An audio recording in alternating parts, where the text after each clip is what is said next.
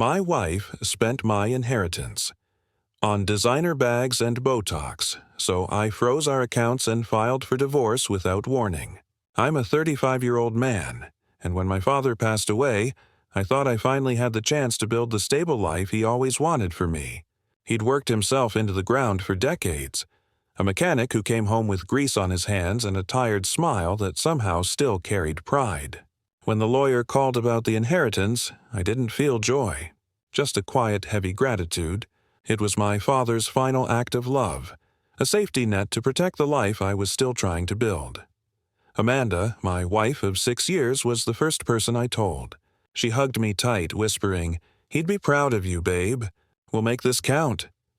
I remember that moment so vividly, her perfume, the way her voice softened like she meant it. We sat at the kitchen table that night scribbling plans on a notepad. Pay off the mortgage, put something aside for future kids, maybe start a small business. For the first time in years, the weight of survival didn't feel so suffocating. But even in that comfort, there was an unease I couldn't name. Amanda's eyes lingered a little too long when I mentioned investments and savings. She laughed when I suggested keeping a strict budget, saying, "Come on, you finally have money. Don't start acting old already." I brushed it off. She'd always been more spontaneous than me, and I thought that balance made us stronger. I went to bed that night feeling like everything was finally under control, like the world had given me a small mercy after years of loss. But looking back now, I realized that was the last peaceful night I'd have in that house, because trust, once misplaced, doesn't just fade. It bleeds you slowly until you don't even realize you're empty. It started small, too small for me to notice at first. A new pair of heels here, a spa day there. Amanda would smile and say, "Don't worry, it's from my own savings." And I wanted to believe her.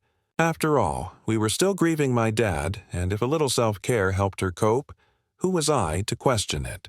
I told myself she deserved comfort. Maybe we both did, but soon comfort became lifestyle. She began talking about living a little, scrolling through designer sites late at night with an excitement I hadn't seen in months. Every time she said the words, "We can afford it now," a strange uneasiness twisted in my gut. One afternoon I came home early and found her watching luxury haul videos on YouTube, whispering things like, "That's the bag I want." It was harmless, right? Just dreams. Then came the shopping trips. Girls' days that somehow ended with expensive boxes and glossy receipts. I'd raise an eyebrow and she'd laugh, looping her arms around me. "You're such a worrier. Let me enjoy this. We're fine." Her reassurance worked every time because I wanted to trust her.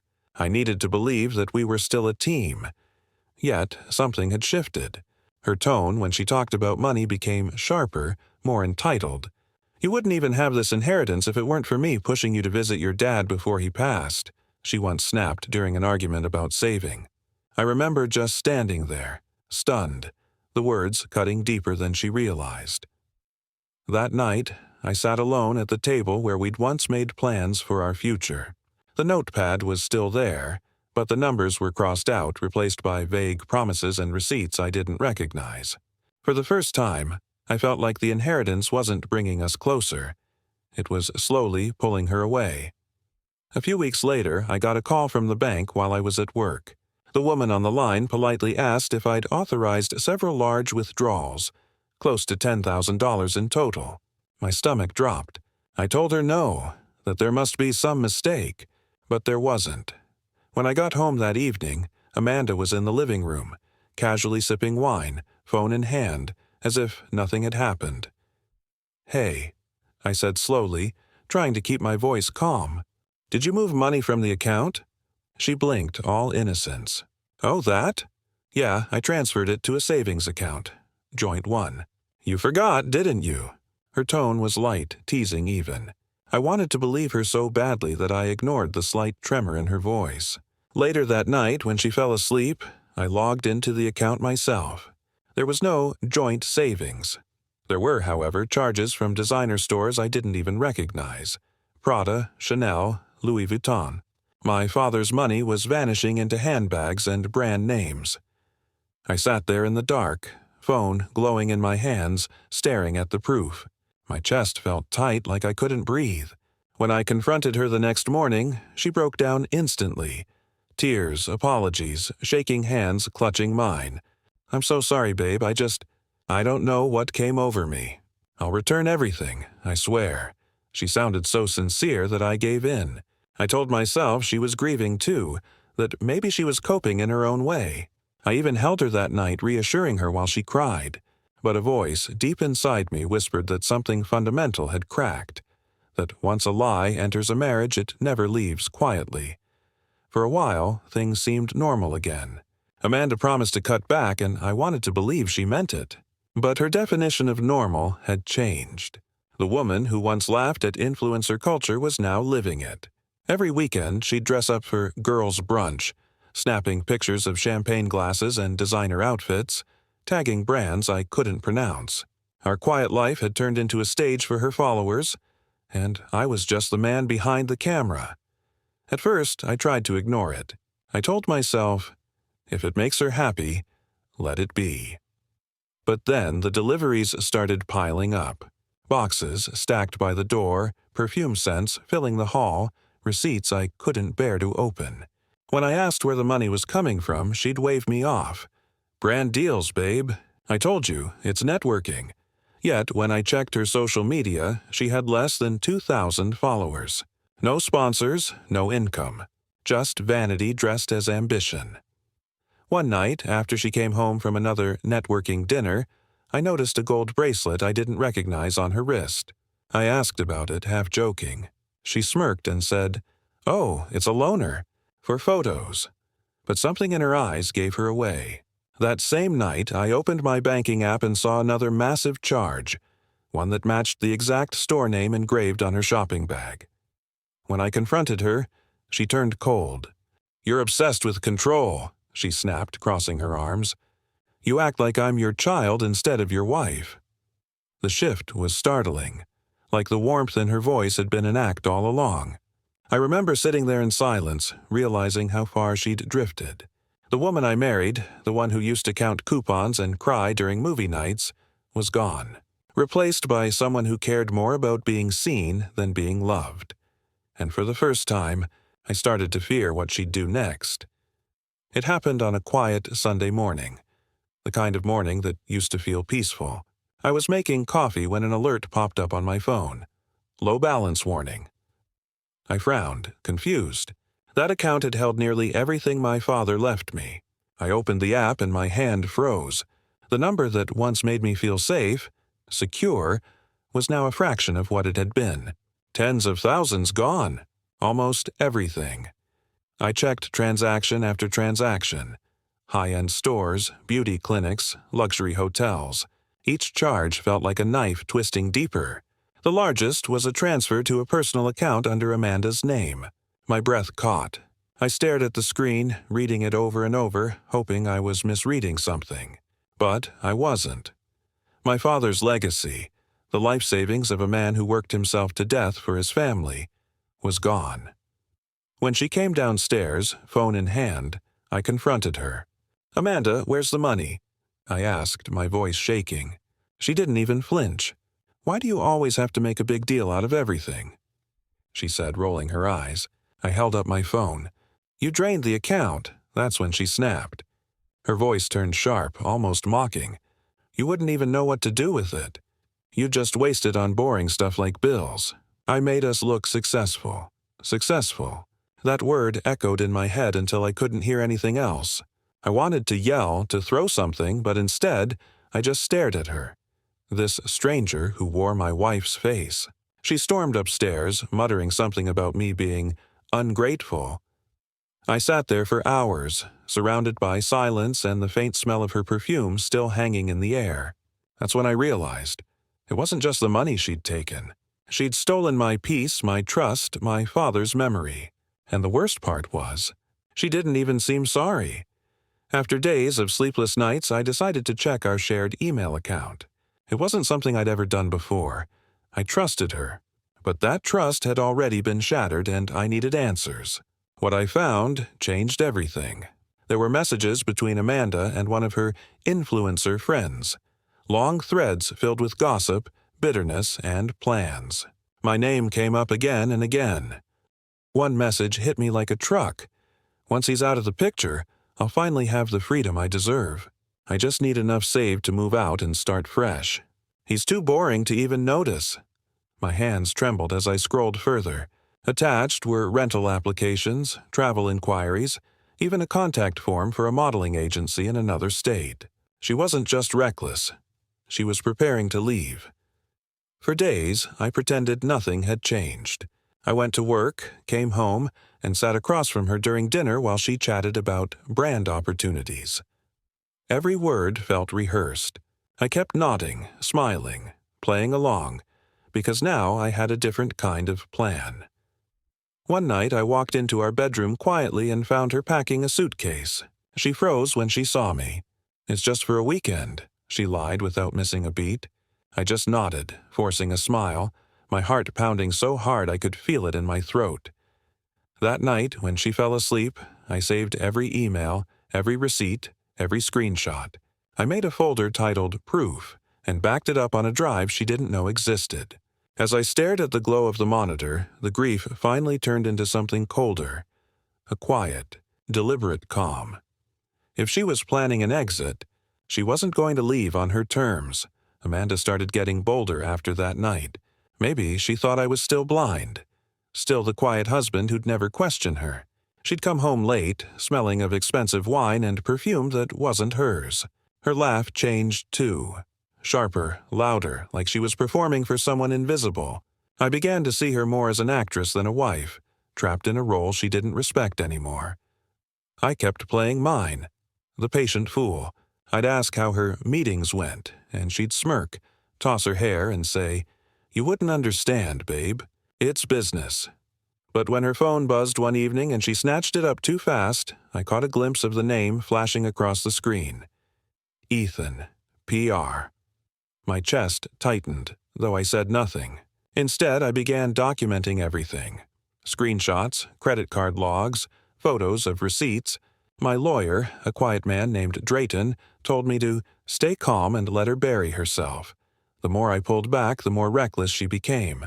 She mocked my dinners, called my work average, and once sneered, "Do you even know how lucky you are to have me?"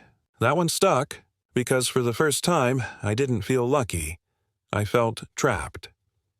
One evening, while she was in the shower, I noticed her open laptop on the bed. Curiosity, or maybe survival, made me look. A message window was open. Once the divorce is over, I'll finally have control of everything. He's too naive to see it coming. My blood ran cold. Divorce. She was planning to take what was left. Maybe even the house. I closed the laptop carefully, pretending nothing had changed. But inside, something broke for good. I wasn't her husband anymore. I was her target. The night everything collapsed was her birthday. She'd been planning a huge party for weeks. Rented a ballroom, hired photographers, even got a cake taller than me. I'd begged her to scale it down, to maybe celebrate quietly at home. But she just smiled and said, "You don't get it. This is my moment." I didn't realize until then that we weren't a team anymore. It was just her, and the image she wanted the world to see. When we arrived, the place looked like a movie set. Chandeliers, flashing cameras, fake laughter bouncing off marble floors.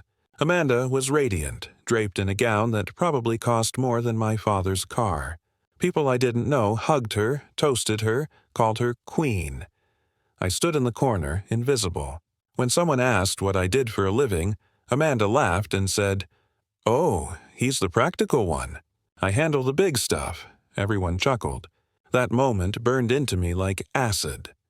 After the third round of drinks, she took the mic and gave a speech. She thanked her friends, mentors, and people who helped her become the woman she is today. She didn't mention me once, not even a passing nod. I stood there, staring up at the woman I thought I loved, realizing she had erased me completely, right in front of everyone. When I finally confronted her outside, her mascara streaked from crying, not guilt, but fury. "Why can't you just let me have one night?" She screamed. "You ruin everything with your negativity." Then she turned and walked back inside, laughing with her friends as if I didn't exist. I drove home alone that night. The silence in our house was deafening. I sat in the dark, staring at my father's old photo on the shelf. And for the first time in my life, I felt utterly worthless, like even his legacy couldn't protect me anymore. That was the moment I broke. But breaking has a strange way of clearing your vision. The morning after her birthday party, I woke up with a clarity I hadn't felt in months. Something inside me had gone cold, not angry, just done. The kind of stillness that comes after you've run out of ways to beg, reason, or fix things. I poured myself a coffee, opened my laptop, and started the process her arrogance had unknowingly prepared me for. First, I froze the joint accounts. Every card, every transfer, every automatic payment, gone in minutes. Then I called my lawyer, Drayton, and said, "It's time." He didn't ask questions. He already had everything he needed, the proof, the transactions, the emails. "Move quietly," he advised. "Let her feel the walls closing in." Amanda noticed the same afternoon. I heard her in the living room trying her card over and over again, the sharp beeps echoing through the house. "That's weird," she muttered, tapping her phone screen. Minutes later, she stormed into my office, eyes wild. "Did you mess with the accounts?" I didn't even look up. "Maybe the bank's protecting my father's money better than I did," I said flatly. Her jaw dropped. "You can't do that. Those are our funds." I finally met her eyes. "No, Amanda. They were my dad's, and you turned them into handbags and Botox," she shouted, slammed doors, cried, cycling through every manipulative tone she'd ever used. But nothing reached me anymore. I was too far past caring. I'd already made peace with losing everything except my self-respect. That night, she stormed out saying she was staying with a friend. I didn't stop her. In fact, I locked the door behind her and sat in silence, breathing easier than I had in months. Because for the first time since my father's death, I felt like I was honoring him. Not by forgiving betrayal, but by finally standing up to it. 3 days after she left, Amanda came home furious, shouting before the door even closed. "My cards still aren't working. I couldn't even pay for gas." Her voice was sharp, desperate, like someone realizing the stage lights had gone out mid-performance. I didn't argue. I just handed her a thick brown envelope. "You might want to read that before you start screaming," I said quietly. She tore it open, eyes scanning the pages, and then her expression shifted. Shock, fear, rage. "Divorce?" she hissed. "You're divorcing me?" I nodded. "And before you even try to play the victim, you might want to check the evidence attached." Inside were every receipt, every message, every fraudulent withdrawal, all neatly printed and labeled. My lawyer had done a perfect job. Amanda flipped through them with trembling hands, her voice cracking. "You can't do this to me. People will find out." I leaned against the counter, calm in a way I hadn't felt in months. "They already have, Amanda. Actions have a way of speaking louder than the filters you hide behind." She tried bargaining next.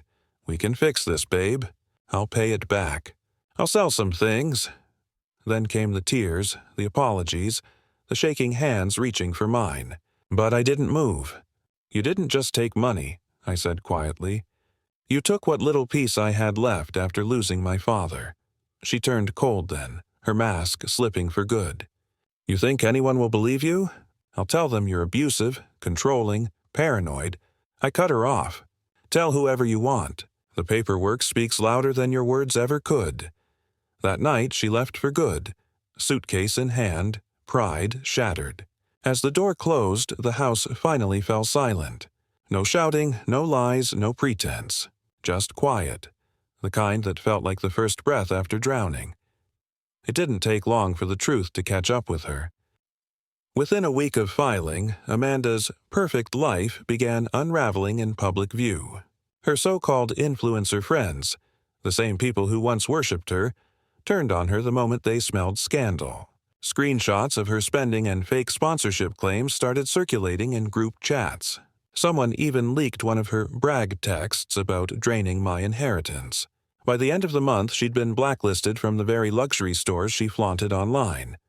I didn't post, argue, or defend myself. I didn't need to. The world she built on lies was collapsing on its own. I'd pass by her social media sometimes, old photos still captioned with "huge and power couple" and "huge blessed life." The comments below told a different story now. Didn't she scam her husband? Guess money can't buy loyalty. Every cruel whisper was a mirror to the image she once tried so hard to sell. Meanwhile, my life was quiet, almost peaceful. I met with Drayton to finalize the divorce and secure what little remained of the inheritance. I sold a few of the luxury items she hadn't managed to hide and used the money to pay legal fees. The rest went into a small foundation under my father's name, helping kids from mechanic families get scholarships. It felt right, like restoring dignity to where it belonged. One afternoon, I got an email from Amanda's father, a single line that read, "She's back home. She's not doing well." I stared at it for a long time before deleting it. Pity wasn't part of my healing. Amanda had built her kingdom out of greed and illusion. I just watched it burn from a distance, not with joy, but with closure. Because sometimes revenge isn't loud. Sometimes it's just silence that never calls back. Months passed before I realized how quiet my life had become. Not lonely, just still. The kind of stillness that feels earned. I spent most mornings in my father's old workshop, the one he built behind our house years ago.